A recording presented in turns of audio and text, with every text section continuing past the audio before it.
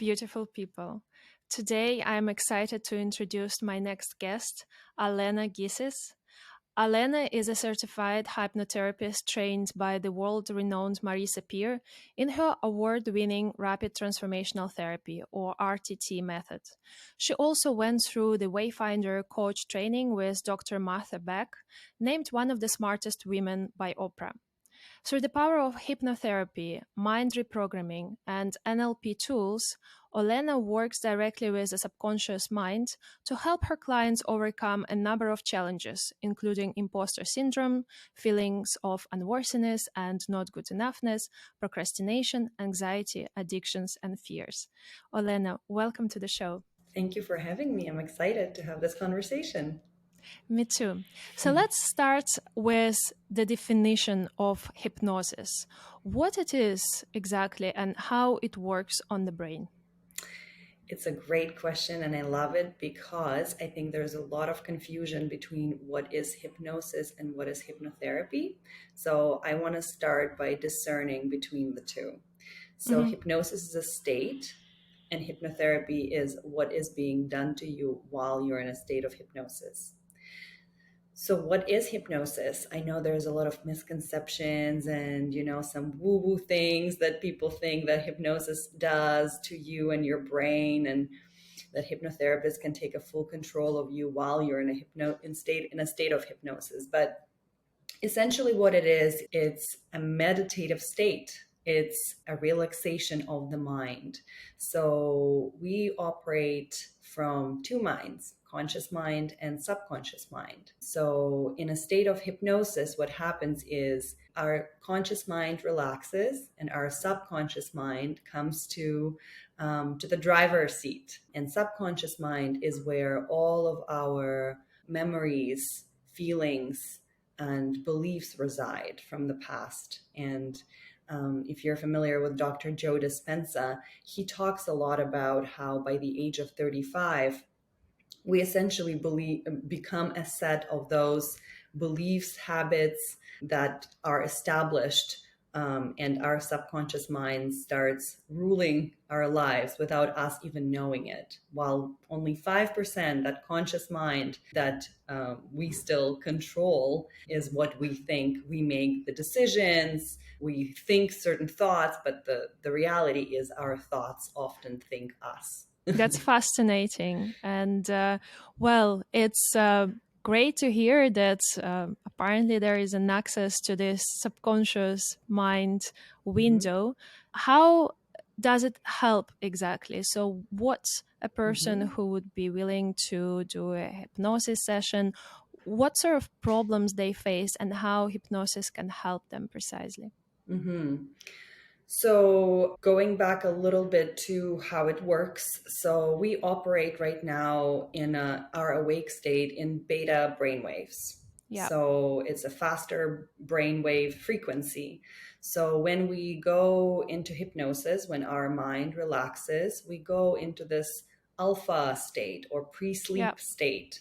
And so when we go into alpha and then even sometimes theta during hypnosis, what happens is our brain activity slows down and we become very suggestible. There is a term in hypnosis that's called suggestibility, and all it means is that we start justifying things with logic and we allow feelings to come up, and in this state, whatever beliefs we have, we are able to rewrite. We're able to offer alternative suggestions to our mind. Our mind is actually very, very simple. The way it works, Marisa Peer, who you've mentioned, she's brilliant, and she has a few simple rules of the mind that essentially describe how our mind works and how it operates. Number one rule is our mind does exactly what it thinks we want it to do. So the power of simple suggestions, and it has nothing to do with mantras or like positive reinforcements. It's an up-to-date direct communications with the mind. When we're able to separate ourselves from our mind and see that we're the master and the mind is the servant, and we're able to communicate with the mind. In our case, when the client is in a state of hypnosis and hypnotherapist is using therapy, while someone in a state of hypnosis, what happens is communication with the mind. And it can help with anything. And that's another myth about hypnosis. I think there's a lot of questions that I receive often is like, isn't it only for, if you want to quit smoking or if you have a phobia of flying? Hypnosis, just like any therapy, it can help with anything. In fact, my personal journey and story brought me to using hypnosis specifically for self-esteem, for confidence, for imposter syndrome, for perfectionism, and all the issues that has to do with someone feeling like they're not good enough. It's a number one issue across the board that everybody can relate, because in some areas of our life, we all feel like we're not good enough. That's for sure. That's for sure. So, did it help you then? And what were the examples of suggestions that you've received during your sessions in order to overcome those challenges? Yeah, the whole reason I decided to learn the tools and add hypnosis to my toolbox is it was life changing for me. And I remember actually my very first hypnotherapy session was a group session that we were in together Yeah, in Mexico. it didn't Um, work with me though. yeah, I remember us talking about it after. And, that first group session, it wasn't very impactful. I wouldn't say that it blew my mind, but I felt something that got me interested enough to then go and ask for a one on one session with a therapist. And that session blew my mind. I remember Mm, that.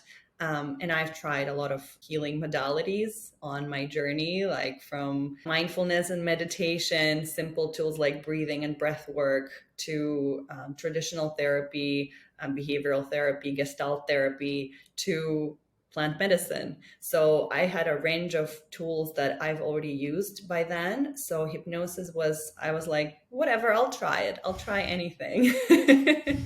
And then I remember my first session, one on one session. It was a long session, it was over 2 hours. And I remember that I cried so much that I couldn't breathe, that mm, I had wow. so much breakthrough, so much emotion came up that I couldn't breathe, I couldn't hear because I was laying down in that session, and tears went to my ears and blocked my ears. And it was such a powerful experience that I remember coming out of that session. I made a decision that I need to learn the tools to be able to help people the exact same way, because it rocked my world. And I was able to get to the root cause of certain things. Interesting. So it had lasting effects then for you. Absolutely, yes. Marisa Peer method is not quite a traditional hypnotherapy. So That's RTT, rapid RTT, rapid, transformation. it stands for Rapid Transformational Therapy. So Marisa Hmm. Peer has been doing it for over 30 years, and I think she started as using more traditional hypnotherapy methods, Ericksonian hypnosis, and then she started adding her own tools and created her own method that is quite brilliant, because what it does is it doesn't rely on just positive reinforcements like a lot of traditional therapy does. It actually customizes your journey, going to the root cause of the issue first, regressing you to the scenes from the past that caused you to feel, believe, be a certain way today.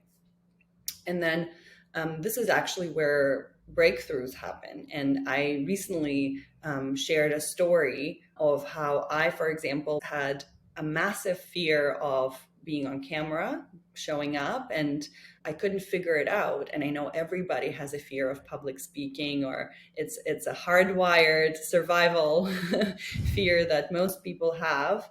But in my case, it was just so visceral. Like I couldn't figure it out. It was terrifying to me. And through hypnotherapy, I was able to discover the memory that was completely blocked by my subconscious mind from the age of 15, where I fell Mm. on stage in the entire school Oh, wow. when they were giving us diplomas. And I fell and I remembered the smallest detail of that experience, like the texture of the floor I fell on and the laughter in the audience, which was quite painful. And right then and there, I made a decision that it's not safe to show up. It's not safe to speak up. It was even more painful because I even remembered how I was walking back to my seat and I was looking for that compassion from someone. And all I remember is seeing one of my family members doing a palm face, right? And Oh the no. shame was just so overwhelming, paired with lack of support, that I completely shut down and made a decision that, okay, this is not safe. Of If course. I fall and fail, nobody will be there to support me. So that's the thing about our subconscious mind. It can block and suppress the memories. So, how did this RTT method then help you to get rid of the consequences to those memories? So, I Mhm. understand that in hypnosis, you get to the different scenes. In this case, this unfortunate scene of yours. And what does the therapist do in order to free you from those conclusions and beliefs that were made Mhm. at that day? Yeah. So this is where I find Marisa Peer's method different and quite brilliant. So what she does is she starts by investigating. So investigation is the first step, finding those scenes, making the client see and their subconscious mind dig out those memories. And then what we do is interpret. Then there's a number of tools I use to help the client actually see that, okay, so that wasn't me. It's not me. It's not mine. That voice could be my mother's voice. Or a good example also would be someone who I was doing a session on recently who's been smoking for 30 years, made a connection at the age of 4 that smoking means love because her grandfather was smoking around her all the time and he Mm, was the only family member who was giving her love. So once you see that connection, this is where the breakthrough happens. So it's very important to separate yourself from the trauma. And I mm-hmm, think this is where a lot of therapy methods fail because a lot of treatments are happening just based on positive reinforcements. But once you actually are able to see that, okay, so what happened to me, it's not my fault. You can forgive, you can comfort that child. There's a lot of inner child work that happens after we discover what happened. And then you install new beliefs. So only after you understand what happened, you reframe it, you detach yourself from that scenario. Only then we do something that's called transformation and using client's own language that comes out during the session. I make something that's called a transformational recording that is about 15-20 minutes long. There has to be a commitment from the client to listen to this recording for 21 days because another rule of the mind is that mind learns by repetition. So we yeah. can do so much in the session. Session is usually very potent and powerful, and a lot can happen in terms of realizing the root cause of the certain issue. But then what must happen is the work after the session. Very often the healing can be accumulative. For some people it's retroactive, and for some people it's immediate.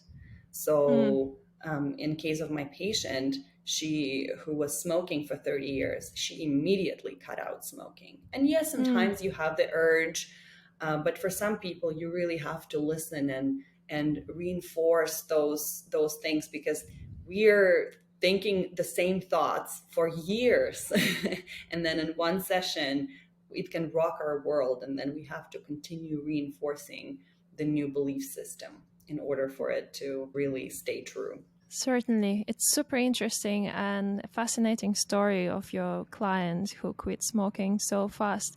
You mentioned the term positive reinforcement, and in connection with most of the other methods use only positive reinforcement, and the RTT method uses positive reinforcement but only as a last stage of Mhm. the process.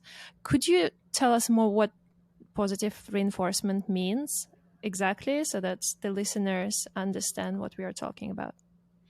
Yeah, for sure. So a good example would be someone who thinks that they're not good enough. Like that's a common Yeah, theme that everybody can relate to. And it can be not good enoughness related to pretty much anything in any area of life. Let's say relationship. My energy is repelling. Like I'm not attractive. Let's say there is a belief that men don't look at me or I don't invite men in my space, right? So there is a root cause of that belief. Because this is not true. So there is a lie that someone has been telling themselves over and over and over again, and it becomes a self fulfilling prophecy. So the way self fulfilling prophecy works is what we think, we start feeling, and based on how we feel, we start behaving, and everybody around us starts picking up on that vibration, and it comes back to us proving I and just thought, yeah, reinforcing yeah, what we think. So it all starts with the thought, always. Once we dig deep with the client to see what is that thought is, because often they don't see it because it just plays on the autopilot all the time. So once we actually are able to dig out that thought, my job as a therapist is to offer an alternative thought, which hmm, might necessarily feel true because it's unfamiliar. However, if you've been lying to yourself all these years, you might as well tell yourself a better lie. Start telling yourself a better lie. And once you start repeating this lie, even if you don't feel this way yet, you start feeling differently. You start thinking differently, you start feeling differently, you start behaving differently, and then it comes back to you as a completely new life experience. So, this is interesting. how this loop works. So this is positive reinforcement then. So Mm-hmm. as far as I understand, then in RTT methods, there is this positive reinforcement, and in addition, having this opportunity to dive deep into the scenes of the past and make this breakthrough connection on what memory exactly drove your specific belief, right? Mm-hmm.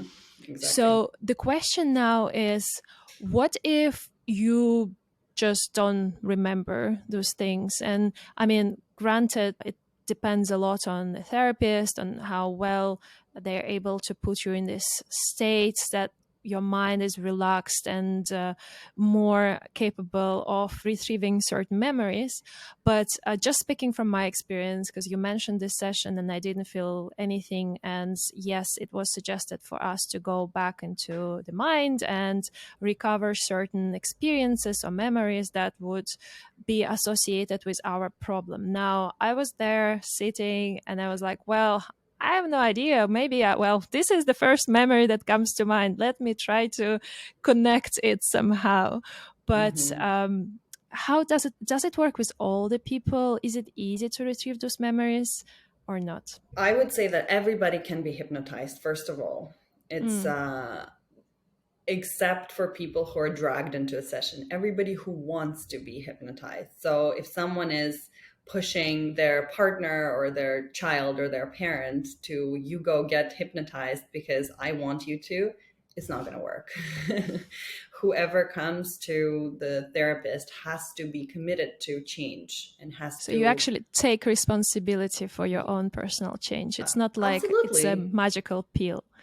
You just have like with to have an with any intent. tool, I Mm-hmm. don't think there is one method or one tool that can heal you on the one from the one session forever. So definitely you have to want to change, you have to want to do it.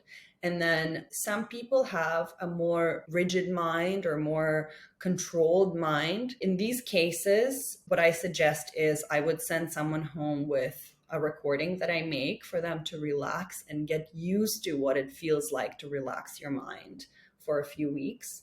And then they come back and we would try to do a session again. In terms of back to your question about what happens if the scene doesn't come up, it does happen. Sometimes people see darkness and there's it's blackness. So what happens is I encourage them to stay in that blackness and see what feelings come up in the blackness. Sometimes what happens to people is they can remember the feeling of being in the womb. when something was happening when their mother was pregnant.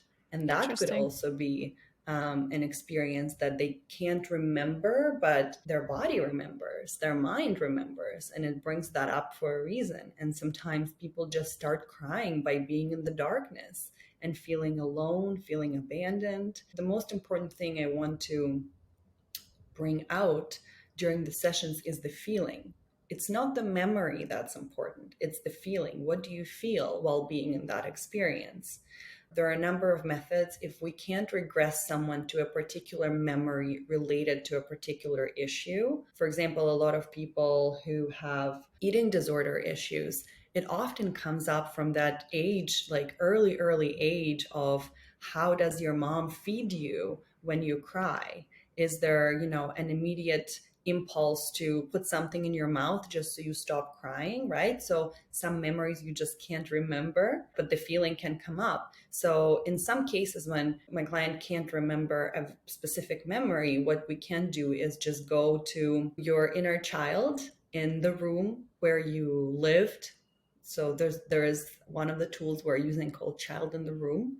So you just remember the place where you lived, your room, and you walk into a room, you open the door, and you see that child sitting on the bed, and you come and sit next to them and look into their eyes and start talking to them and asking them questions. How do you feel? Are you happy? If you're not happy, why you're not happy? And it's quite easy for most people who want to do the work and go into that state to connect with that child. It's not a specific memory. And from there, memories start coming up. From Interesting. that place, that child can remember, okay, I'm not happy because I was forced to eat. Let's say if we're talking about eating disorders, right? Because in some families, you're forced to eat, or there are certain emotional eating patterns that start so early on. Interesting. What brought you to this journey? I know you mentioned that you've tried multiple things before you came to hypnotherapy.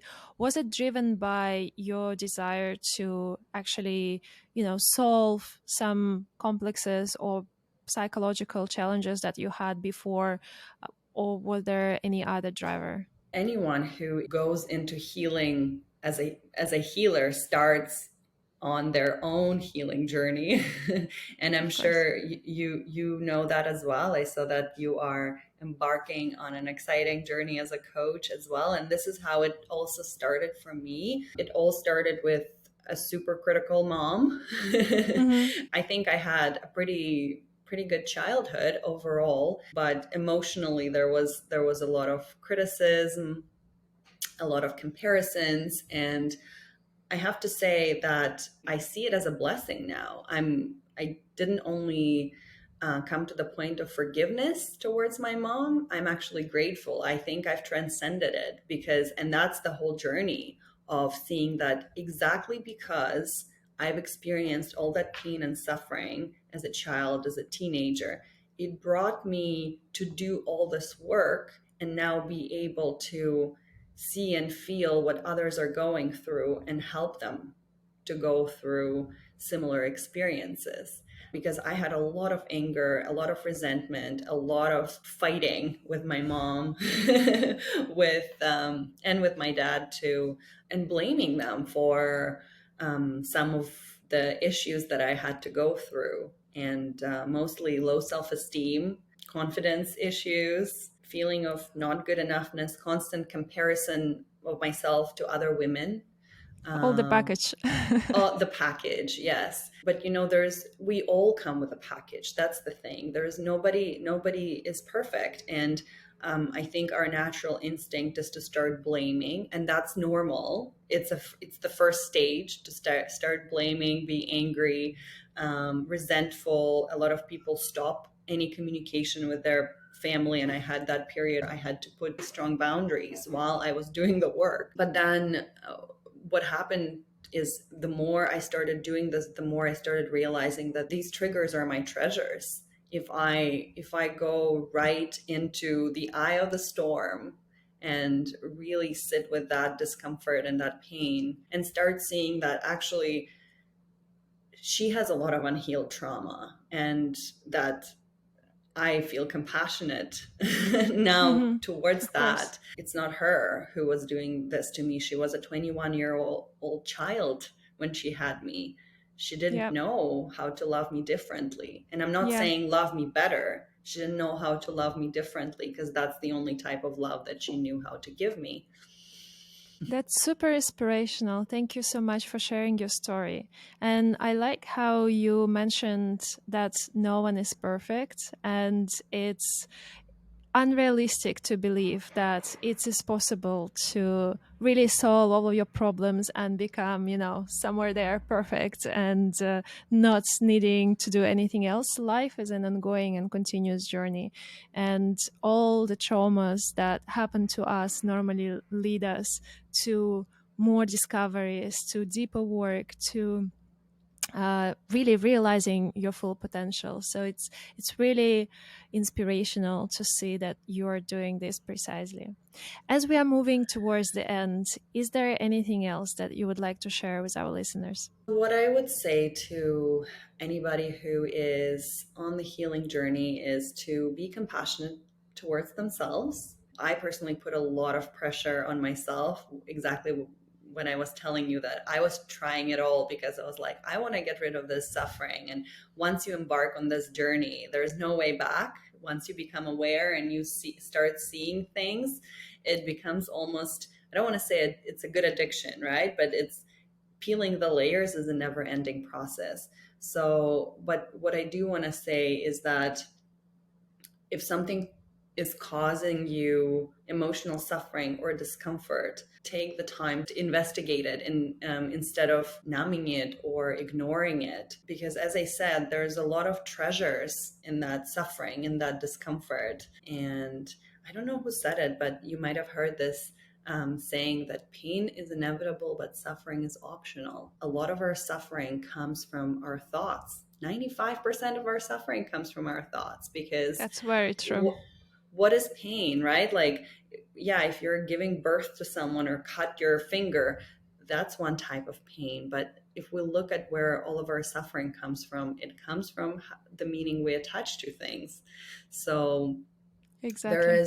there's so many offerings now and ways and so many healers that offer different things. So my message is to listen to your intuition and start experimenting. I really invite everybody who is listening to this podcast to keep going. And sometimes it feels lonely. It feels like nothing is changing and shifting, but when you look back and see how far you've come after you do all this work, it's always worth it.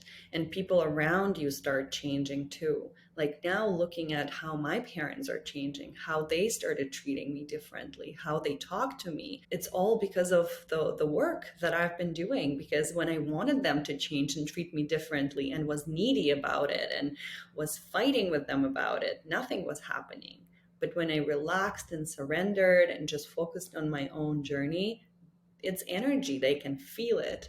Yeah, I'm sure that everybody who listens to this podcast is on the journey.